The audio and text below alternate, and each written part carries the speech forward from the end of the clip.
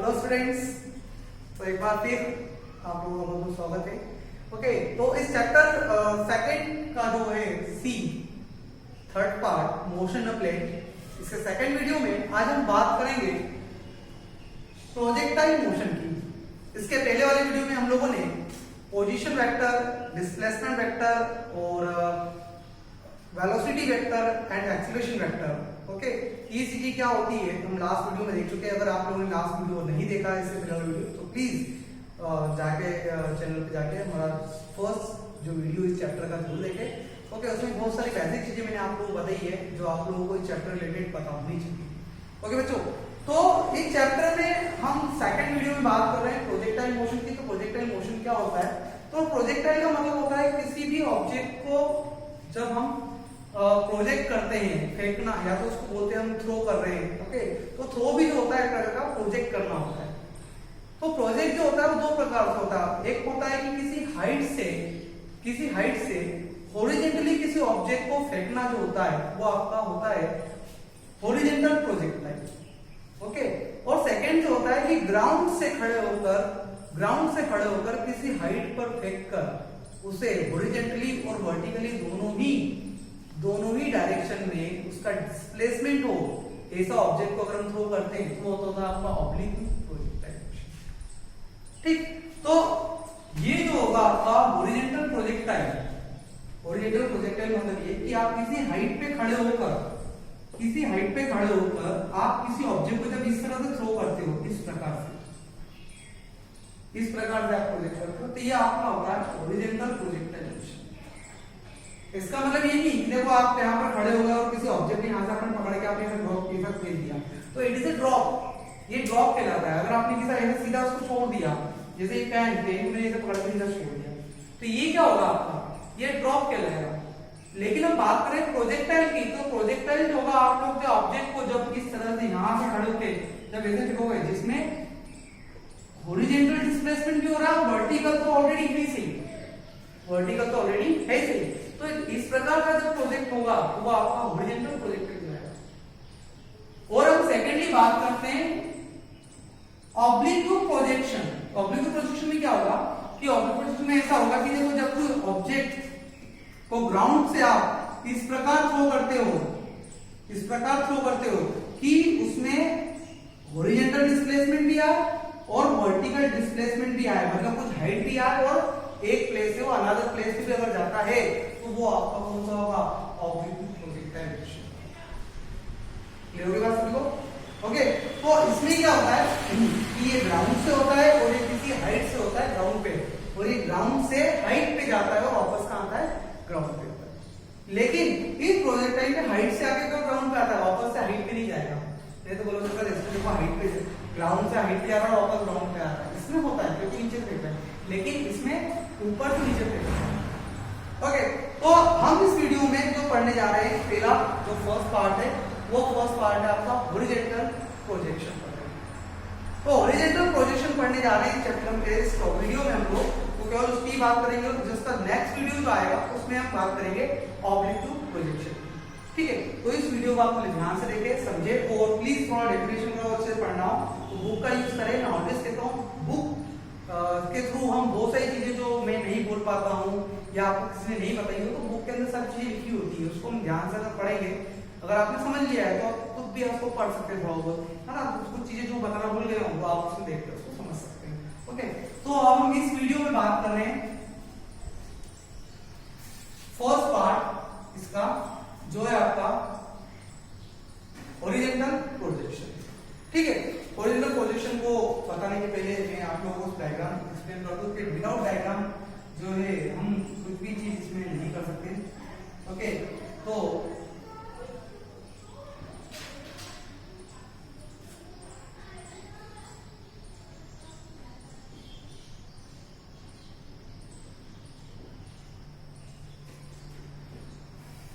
ये हमारी x axis, ये ग्राउंड है हमारा, जिस ऑब्जेक्ट को हमने ऊपर इस हाइट से यहां से हमने उसको क्या करा बच्चों? थ्रो करा। ओके, ग्राउंड में की ओर किस वेलोसिटी से? u वेलोसिटी से। कौन सी वेलोसिटी से? u वेलोसिटी से हमने उसको क्या करा? थ्रो करा। ठीक है,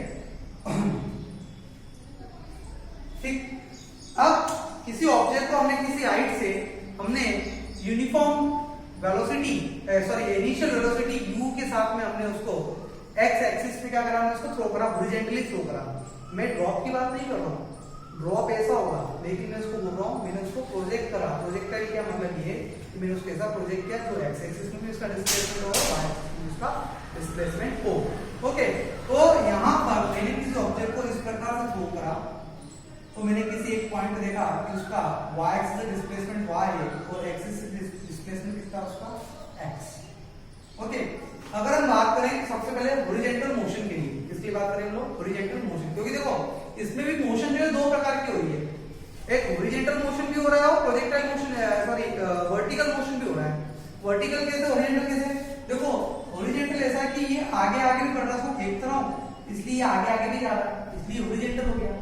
तो ये जमीन वाली जो डिस्टेंस बढ़ रही है तो हॉरिजॉन्टल मोशन हो गया, क्योंकि लेंथ बढ़ रही है इसकी ड्रॉपिंग पॉइंट से कंपैरिजन देखा है तो।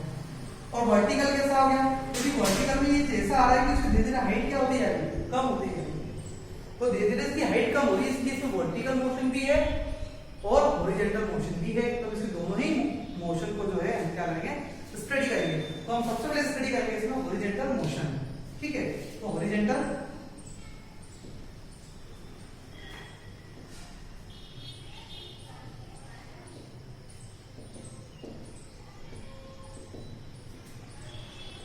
ठीक है, तो हॉरिजॉन्टल मोशन की बात करें हम लोग, तो इसमें इसकी इनिशियल वेलोसिटी की बात करें हम लोग।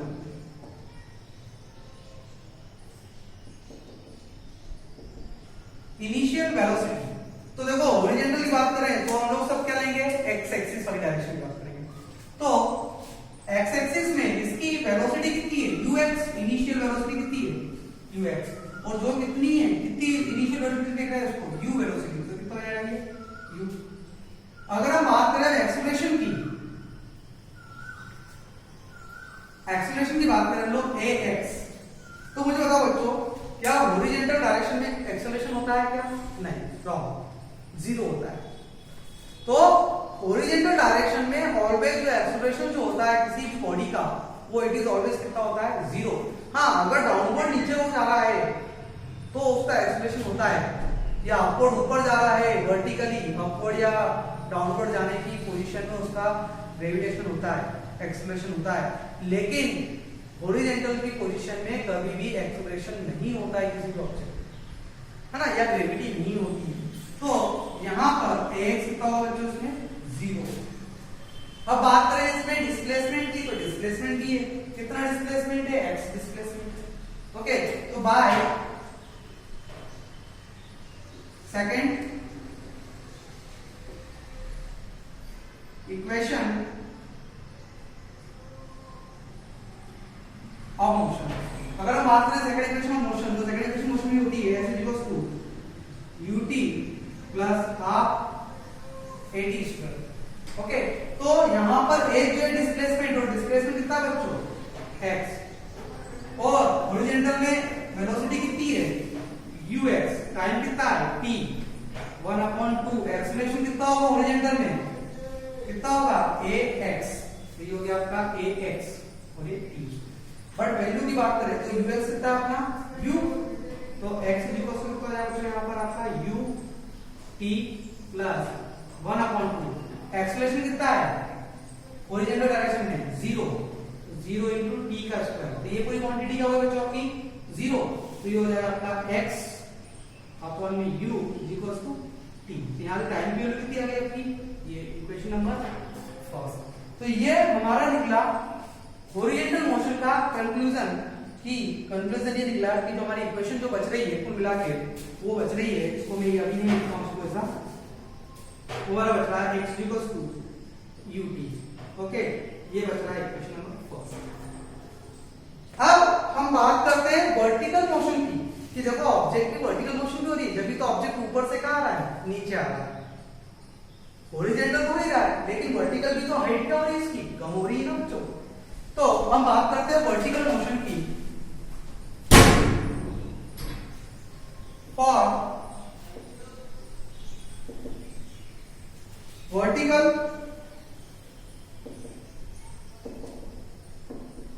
मोशन, तो वर्टिकल मोशन की बात कर रहे हैं हम लोग, तो वर्टिकल मोशन के लिए इनिशियल वेलोसिटी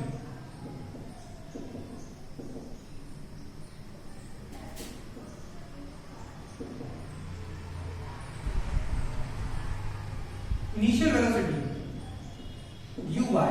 देखो जबकि मैं ऑब्जेक्ट को फेंक के कर रहा हूं बच्चों, हॉरिजॉन्टली ऐसा फेंक रहा हूं, न कि ऐसा फेंक रहा हूं, तो हॉरिजॉन्टल वेलोसिटी मतलब ऐसा हॉरिजॉन्टली ऐसा फेंक रहा हूं, इसीलिए हॉरिजॉन्टल वेलोसिटी होगी मतलब ux होगा, लेकिन uy नहीं होगा क्योंकि मैं उसको नीचे की ओर नहीं फेंक रहा हूं। इसीलिए जो वर्टिकल इनिशियल वेलोसिटी है वो कितनी होगी बच्चों, 0 होगी। कितनी होगी, 0, क्योंकि मैं ऑब्जेक्ट को ऐसा फेंक रहा हूं, हॉरिजॉन्टल फेंक रहा हूं। ओके, मैं ऑब्जेक्ट को ऐसा नहीं फेंक रहा हूं, जब ऐसा फेंकूंगा तब मेरा uy की वैल्यू होगी और ux कितना होगा मेरा, 0 होगा। उस केस में जब ऑब्जेक्ट को मैं ऐसा थ्रो करूंगा किसी हाइट से, जब मैंने ऐसे नीचे यहां से जब थ्रो किया तो मेरा uy की वैल्यू होगी u, लेकिन मेरा ux जो होगा वो कितना होगा, 0, क्योंकि मैंने ऑब्जेक्ट को नीचे फेंका। लेकिन जब मैं ऑब्जेक्ट को ऐसा फेंकूंगा तो ये वाली जो वेलोसिटी है मेरी uy वो कितनी होगी, 0, और ux जो होगी वो कितनी होगी, u मतलब इनिशियल वेलोसिटी, जिस वेलोसिटी से आप उसको फेंकोगे। तो मैंने मान लिया कि मैं उसको u वेलोसिटी पे फेंक रहा हूं। ओके, तो यहां पर जो आपका uy है वो 0 हो गया। और बात करें हम लोग एक्सेलरेशन की, तो एक्सेलरेशन मैंने आप लोगों को कि डाउनवर्ड नीचे की ओर एक्सेलरेशन होता है, वो नीचे जा रहा है इसलिए क्या हो जाएगा, वो g हो जाएगा। ओके, तो bye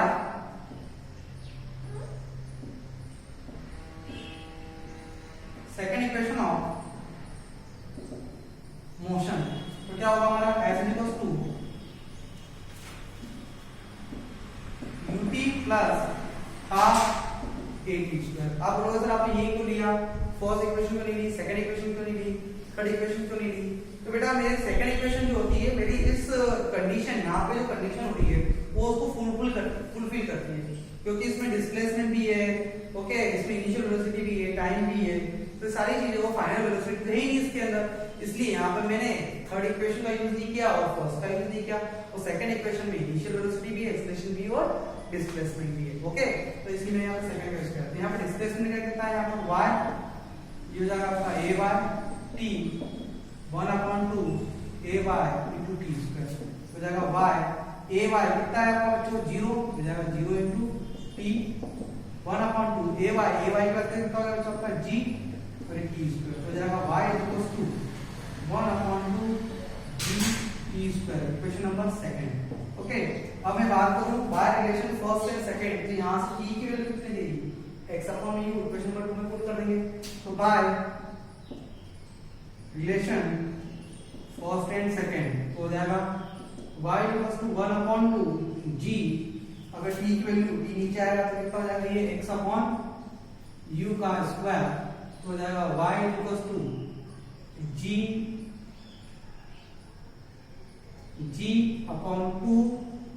u square x square. Are clear? Okay, अब यहां पर मैं अगर इस टर्म की बात करूं g और 2u स्क्वायर, तो 2 तो कांस्टेंट है नंबर है, g भी ग्रेविटेशनल कांस्टेंट है और u इनिशियल वेलोसिटी भी क्या होगी, कांस्टेंट, जो फिक्स फेंकूंगा वही रहेगी। बाकी चेंज क्या होगा, x मतलब डिस्प्लेसमेंट हॉरिजॉन्टल, वो चेंज होगा। तो इसलिए यहां पर ये चीज क्या होगी, कांस्टेंट, तो y बराबर क्या हो जाएगा, kx स्क्वायर। तो यहां पर k क्या हो गया, यहां पर कांस्टेंट हो गया 2g u square constant. Okay बच्चों, तो ये था हमारा हॉरिजॉन्टल प्रोजेक्शन। अब इसमें आता है, इसका एक टॉपिक और आता है इसमें, टाइम ऑफ फ्लाइट। ओके, तो टाइम ऑफ फ्लाइट का मतलब क्या होता है, टाइम ऑफ फ्लाइट का मतलब ये कि उसको ऑब्जेक्ट को ऊपर से नीचे आने में कितना समय लगा, ये उसको लगता है टाइम ऑफ फ्लाइट। एग्जाम में पूछा जाता है ये।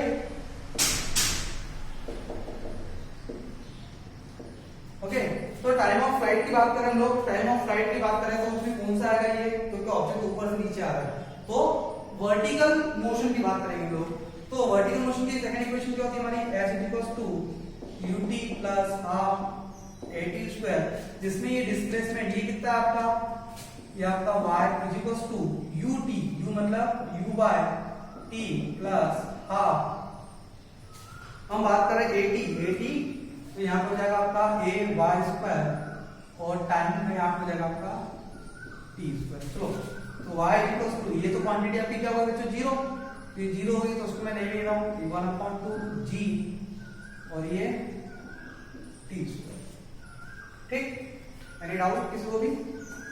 चलिए, तो यहाँ पर अगर हम बात करें y मतलब h हाइट हो गई, h, ये 2 जाएगा ऊपर तो 2h अपॉन में हो जाएगा g, और टाइम कितना मान लिया मैंने t, ओके ये स्क्वायर तो हो जाएगा मेरा ये t बराबर under root of 2h upon में g, it is time of flight, कितना टाइम इसको लग रहा है। अब उसके बाद में आता है एक और नेक्स्ट टॉपिक आता है कि टाइम ऑफ फ्लाइट मतलब इसको यहां से आपको कितना टाइम लग रहा है, तो लगेगा t equals to 2h upon में g। अब एक आता है हॉरिजॉन्टल रेंज, हॉरिजॉन्टल रेंज में ऑब्जेक्ट को मैं जब थ्रो किया तो किस वेलोसिटी फेंकूंगा तो कितना, वो वेलोसिटी पे डिपेंड करेगा, कितनी वेलोसिटी से फेंक रहा हूं तो वो कितने दूर जाएगा, तो वो होगा हॉरिजॉन्टल रेंज। इसका एक नेक्स्ट टॉपिक है हॉरिजॉन्टल रेंज।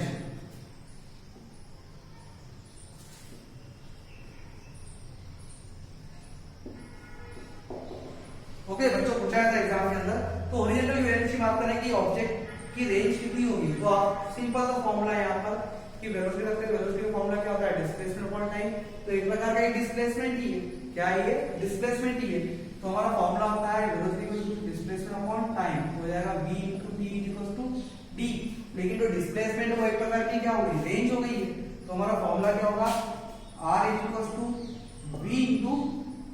v * टाइम, जैसा नो v * टाइम।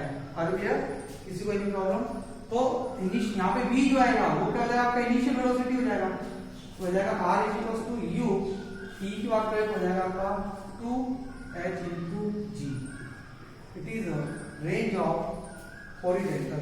ओके कोई ऑब्जेक्ट को हमने इतनी वेलोसिटी थ्रू करा तो ऑब्जेक्ट कितनी दूर जाएगा, कितनी रेंज कवर करेगा, it is the range of horizontal. Okay in horizontal projection, तो ये था हमारा horizontal projection motion. It is a very most important IMP topic है जो एग्जाम में पूछा जाता है। ओके बहुत आता है इसमें, कभी कभी टाइम ऑफ फ्लाइट पूछ लेते हैं, हॉरिजॉन्टल रेंज पूछ लेते हैं, है ना, या हॉरिजॉन्टल मोशन पूछ लेते हैं हॉरिजॉन्टल प्रोजेक्शन के अंदर, या वर्टिकल मोशन पूछ लेते हैं कि वर्टिकल मोशन क्या होगी, इसकी कितना डिस्प्लेसमेंट होगा इसमें y एक्सिस में, ठीक है। तो ये बहुत ही इंपोर्टेंट टॉपिक है, तो प्लीज आप लोगों को समझ में आया हो। ओके तो उसको बुक का यूज भी करें, एक बार नोट करें इसको, समझिए उसको अच्छे से। So please all the students like and subscribe our channel so you can get a latest video. Okay, thank you so much.